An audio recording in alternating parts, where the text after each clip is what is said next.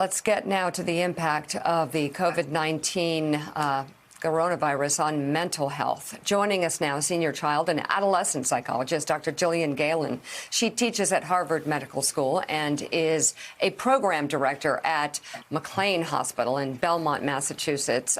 Jill, so first of all, I know it's too early for really accurate suicide numbers to be tallied up and for data to be coming in. But what are you hearing, even anecdotally, among your colleagues about the concerns about an uptick in suicides during this pandemic?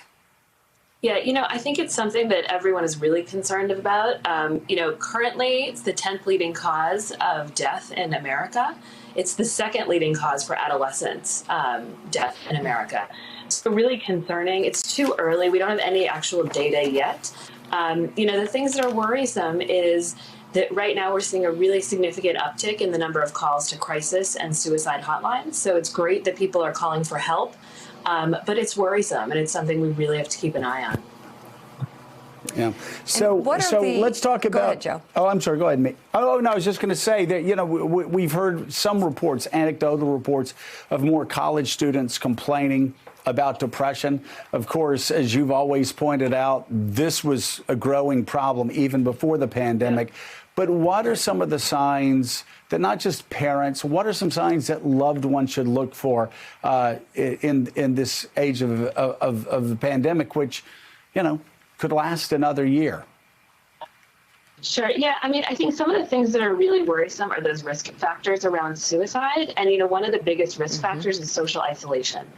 So, with all of the quarantining, with taking kids out of school, with taking, adults out of their job, it's very, very worrisome that people are, much more socially isolated. They are relying on technology to connect, which is absolutely better than nothing. We want people to use the technology to connect, but it's different. It's a very different feeling than being with people. We know senses of loneliness and isolation are significant risk factors. We know that feeling a burden is a real risk factor. You're thinking about people that have lost their jobs. So that economic burden maybe on their family or not being able to support the people they loved. There's also a group of people that are that are more at risk with the sense of they're working really hard, they're trying to make a difference, and they're not really seeing the impact. And so now you're looking at a whole group of frontline workers that we're pretty worried about, they're working, they're doing the best they can, they're doing what they can with the resources that they have. But they're seeing a lot of deaths. And, now we're, thinking about going into the fall and even starting to see it early in the summer, with a return. So not a lot of break for those people as well.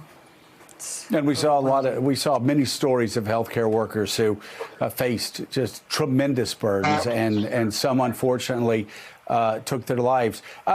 For people that are watching the show right now who may be isolated, may be alone in their apartments in a larger city or even in rural communities because they can't travel, what are some of the things Americans need to do to protect their mental health?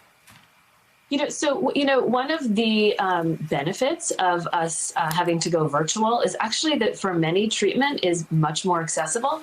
So people now, just using their smartphone, so people that have that as a resource can access a lot of online support groups.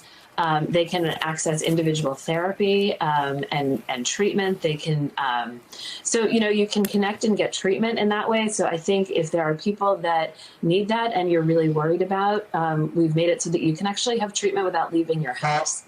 And then I think there's all of the things that we can do to work on our own, vulnerability factors. We can, and this is what we talk about in DBT all the time, like sort of what can I do to take care of my emotional foundation? And these are basic things, but these things are hard. We can balance our sleep. We can get enough exercise. We can go outside. We can find things to contribute, find, small ways in which we think that, give us the feeling that we're making a difference. We can reach out to people that we're concerned about. We can really be careful. There's been a significant uptick in people using substances to manage, so we can really monitor that and make sure that we're, using more effective skills and not, the kinds of skills that are like substances to get us through the moment that have really pretty significant long-term impacts on our mood. We can have structure, we can get up in the morning and we can get dressed and we can, build the structure of our day. We can get outside. These are all the things that we need to do that keep us healthy, and we can do them with actually not as many resources. Elise Jordan has the next question for Dr. Gillian Galen. Elise?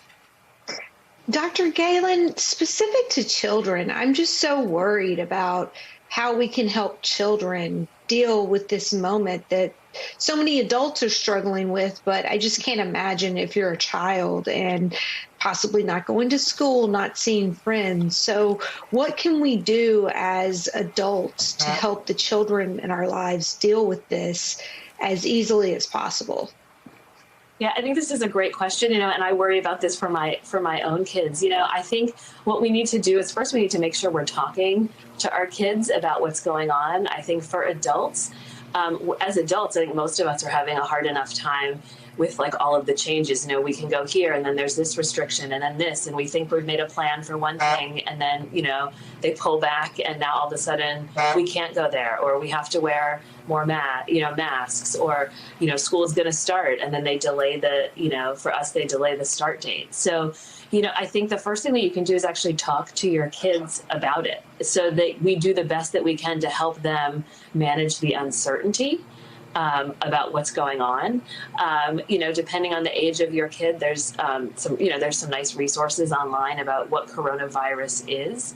I know there's been some Sesame Street episodes that have sort of helped younger kids where it's harder to figure out how do I talk to them about it and how do I answer their questions. And I think you have to let them ask a lot of questions and remember that a lot of their anxiety is going to come off of their parents' anxiety, right? So, we need to regulate our own anxiety and our own worry and be really clear with our kids, because otherwise, as we get more anxious, they're going to start to get more anxious and they're not going to actually really understand what's going on. And then for older kids, it's thinking about different resources for them. How do they connect safely with their friends? That's a really important, part of school for kids. It's the other side of the academics. Thanks for checking out MSNBC on YouTube, and make sure you subscribe to stay up to date on the day's biggest stories. And you can click on any of the videos around us to watch more from Morning Joe and MSNBC. Thanks so much for watching.